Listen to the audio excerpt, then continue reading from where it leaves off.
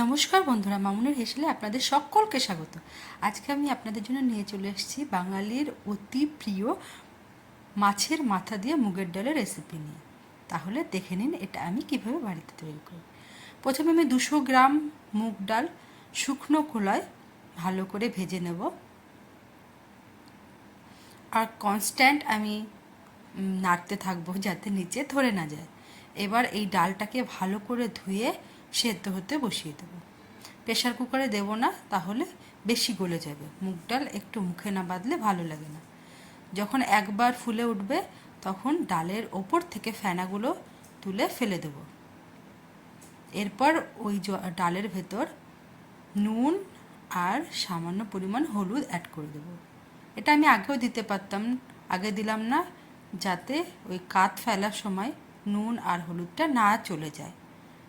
আর এখানে আমি একটা মাঝারি সাইজের কাতলা মাছ এর মাথা ব্যবহার করছি। বেশ ভালো করে নুন আর হলুদ দিয়ে মেখে এটাকে কড়া করে ভেজে তুলে রাখবো। উল্টে পাল্টে ভালো করে ভাজতে হবে, কাঁচা থাকলে ফ্লেভারটা ভালো আসবে না। ব্যাস, মাছ ভাজা তো হয়েই গেল। এবার হচ্ছে ডালটা সাতলানোর পালা। মাছ ভাজা তেলের ভেতরেই আমি শুকনো লঙ্কা আর গোটা তেজপাতা ফোড়নো দিয়ে তার ভেতর গোটা জিরে দিয়ে দিলাম, দিয়ে নাড়াচাড়া করে একদম কুচি কুচি করে কাটা পেঁয়াজ অ্যাড করছি। পেঁয়াজটাকে আমি বেশ ভালোভাবে ভাজতে দেব।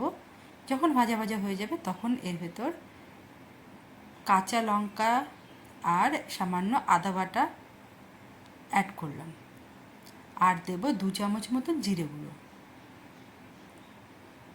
আর টুকরো টুকরো করে কেটে রাখা টমেটোও এর ভেতর আমি দিয়ে দিলাম। দেব সামান্য হলুদ, আগে দিয়েছি হলুদ, আর এবার একটু কম দিলাম কালারের জন্য, আর দিলাম অল্প পরিমাণে জল। এবার বেশ ভালোভাবে মশলাটাকে কষিয়ে নেব তেল ছাড়া পর্যন্ত। মশলা কষানো হয়ে গেলে মাথাটা অ্যাড করে দেব। এবার মাথাটাকে বেশ ভেঙে গুঁড়ো গুঁড়ো করে দেবো, আর মশলাটার সঙ্গে একটু মাথাটাও কষিয়ে নেব।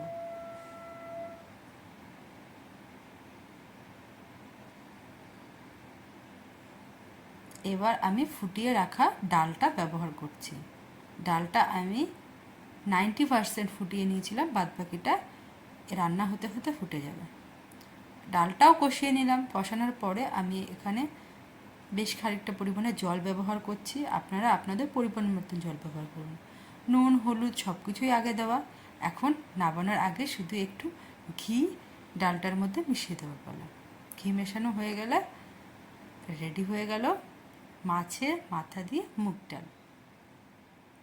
কি একদম সহজ না? বাড়িতে অবশ্যই তৈরি করে জানান।